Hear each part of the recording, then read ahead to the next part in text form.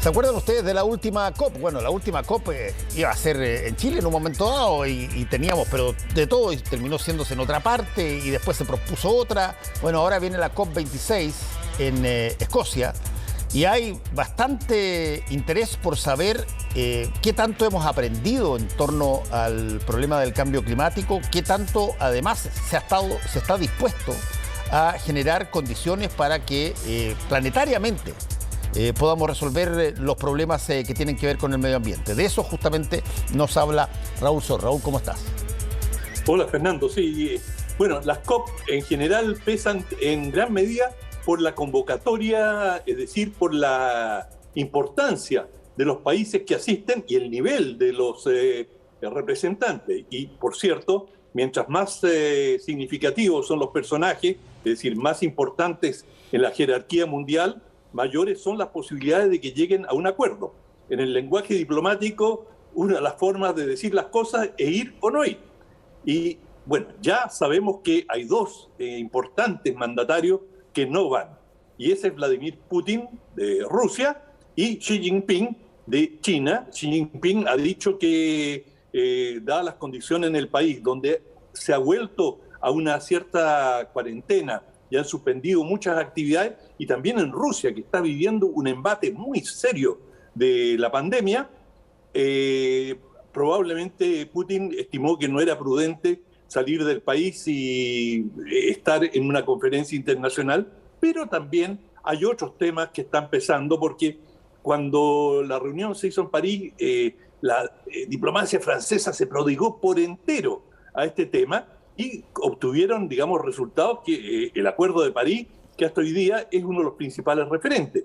En cambio, con Gran Bretaña, China tiene bastantes resquemores. No es la razón por la que no están allí, pero esta nueva alianza con submarinos nucleares, AUKUS, que va a operar en las proximidades de China con Australia y Estados Unidos, a los chinos no les ha hecho ninguna gracia, y tampoco están muy contentos con la actitud de Occidente frente a Hong Kong y Taipei, de manera que ellos, hay tensiones entre China y Londres, y también las hay con Rusia, que han tenido una serie de dificultades recientemente, de manera que eso pudo haber gravitado. Y después hay una serie de otros mandatarios de América Latina que no van a ir. AMLO, Andrés Manuel López Obrador de México no va, y por supuesto el campeón del negacionismo climático, Jair Bolsonaro,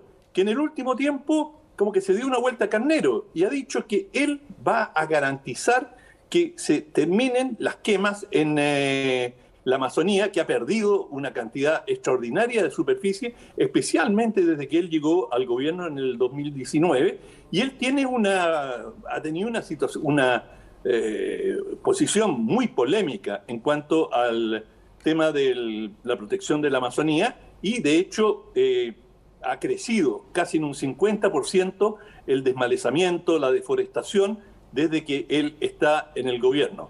De manera que y él, en el último minuto habló de su querida, importante y respetada Amazonía.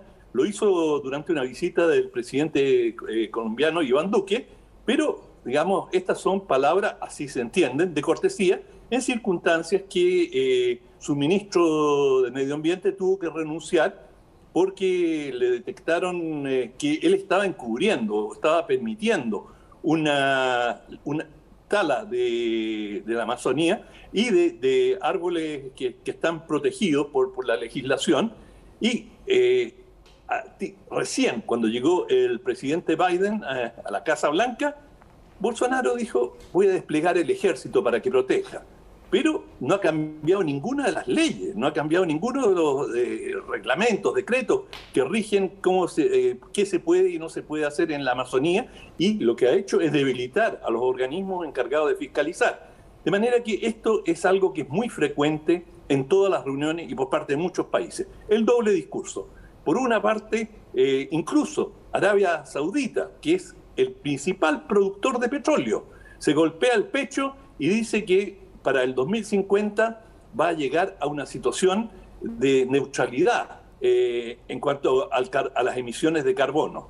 Pero nada de lo que hace Arabia Saudita indica eso. La BBC, la cadena estatal televisiva de Londres, acaba de sacar un informe muy interesante en que muestra cómo el gobierno saudí ha estado tras las bambalinas, moviéndose por los pasillos en Nueva York, en las Naciones Unidas, tratando de influenciar que se cambien los textos que se van a presentar a la conferencia y tratar de ablandarlos y de reducir las exigencias.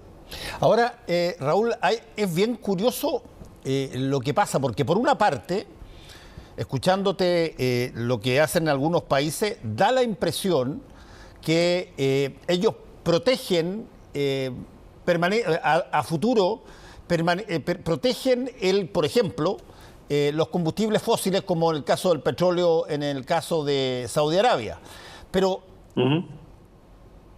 hay una carrera paralela, total y absolutamente paralela, que tiene que ver con la energía del futuro y que tiene que ver con todo lo que va a significar la combustión eléctrica para todos los autos, camiones y todas las cosas que se han dado.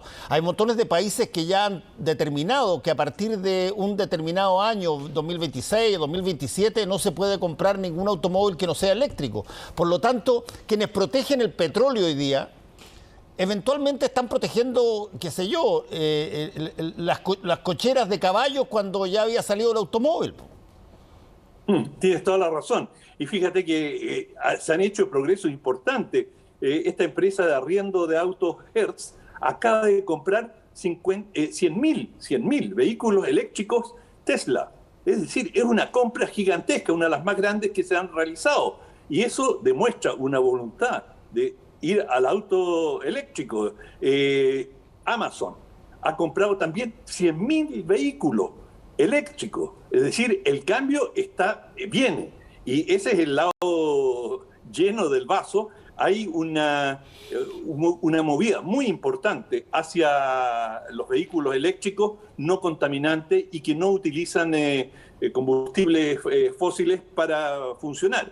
Sin embargo, eso no altera de que durante mucho tiempo vamos a seguir utilizando estos combustibles y, como lo hemos dicho en otras oportunidades, esto es como el tabaco. O sea, las tabacaleras saben que corren contra el tiempo, saben que tarde o temprano el tabaco se va a prohibir y de hecho ya está muy limitado el consumo, poder fumar en muchos lugares y ha ido bajando lentamente el consumo. Las petroleras saben que les va a ocurrir lo mismo, pero mientras dure van a tratar de defender a como dé lugar lo que es su gallina de los huevos de oro. Y por lo tanto los principales países de la OPEP, digamos, de los productores de petróleo y países, incluso grandes consumidores como Japón, hacen un lobby en general de bastante bajo perfil. Pero, como te señalaba con estos ejemplos del auto eléctrico, el cambio viene. Ahora, lo que no es claro, cómo vas a producir la electricidad para estos vehículos, porque una cosa es que no usen petróleo, pero por otra tienes que producir la electricidad. Y todavía mucha de la electricidad en muchos países se produce con carbón. Recién estamos viviendo esta crisis energética India está aumentando su producción de carbón. China, que ha tenido que paralizar varias industrias y que tiene provincias enteras afectadas por la falta de energía, ha dado orden de que todas sus minas de carbón produzcan a tope. De manera que cuando te enfrentas a una realidad concreta, lo que son los buenos deseos y los compromisos adquiridos en conferencias internacionales a veces quedan postergados. Y en este caso, el COVID-19 no le ha jugado a favor a la COP porque naturalmente restringe la participación de algunos mandatarios al más alto nivel y eso reduce la presión a que hagan compromisos internacionales. Raúl, en las COP está todo centrado principalmente en la huella de carbono y todo lo que tiene y lo que significa aquello, o también hay otras materias medioambientales o materias de interés bueno, a través de los distintos países que que se tratan, porque uno de pronto desde hace ya algún tiempo, cada vez que hay una COP, el tema fundamental tiene que ver con la huella de carbono asociada a fábrica, autos, etcétera. Pero hay, por ejemplo, situaciones donde por ponerte un ejemplo, donde se intercambia o se contribuye con otros países para, entre otras cosas, por ejemplo, generar plantas eléctricas para motores o generar algún tipo de técnica que genere menos costo ambiental que otro, que se abaraten, por ejemplo, determinadas plantas que eventualmente se puedan hacer en distintos países y que tengan una menor énfasis en la huella de carbono? ¿O es solamente, sí, mira, el combustible fósil, digamos? No, no, no. Abarca todo lo que es relativo al calentamiento global. Por lo tanto, la situación de los glaciares, la deforestación, es un tema absolutamente central.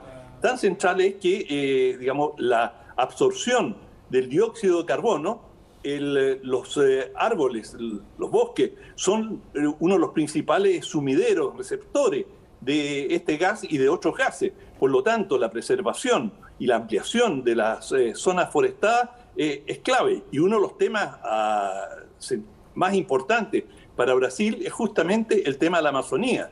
Y esto además lleva a una serie de situaciones, por ejemplo, la subida del nivel de los mares. Hay una asociación de pequeñas islas que están muy a ras de los océanos y ellos tienen su existencia está amenazada.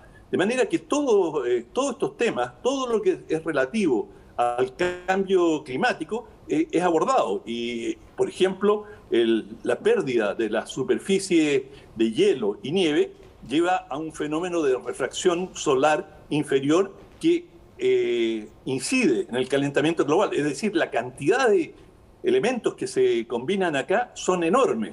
Y bueno, esta conferencia de las partes se llama Conferencia de las Partes porque convocan, en este caso se esperan 25.000 personas, convocan a los gobiernos, a los estados, a los empresarios y a las organizaciones no gubernamentales. Una selección de ellas, pero son 25.000 personas las que deberían convocarse en Glasgow a finales de esta semana. Y este es un evento que dura durante 15 días y los resultados realmente nos tienen en vilo a todos. Es muy, pero muy importante lo que allí se resuelva y ojalá exista algún consenso por mejorar la situación actual. Bueno, estaremos atentos entonces a lo que es esta COP26. Muchas gracias, Raúl. Que te vaya bien. Chao, Fernando.